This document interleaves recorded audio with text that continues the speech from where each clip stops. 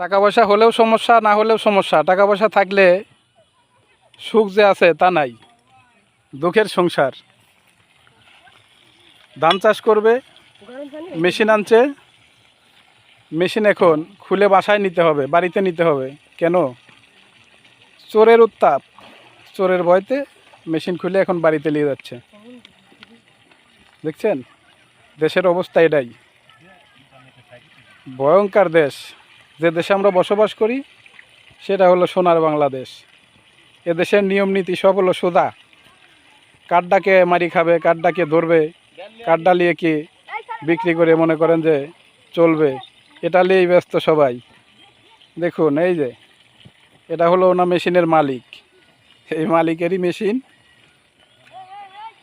ওনা এখন মেশিন গরম পানি বের করতেছে ঠান্ডা পানি দিয়ে, এক সাইড দিয়ে ডালতেছে আর এক সাইড দিয়ে বের হচ্ছে। তারপরে খুলবে, খুলে ওই যে হ্যাঁ প্রাইভেট কার আসতেছে, এই প্রাইভেট কারে করিয়ে ওনা এই মেশিন উঠলিয়ে বাড়িতে নিয়ে যাবে। ওটা হলো এই প্রাইভেট কার। আর একমাত্র ওটারে বোঝায় অ্যাম্বুলেন্স।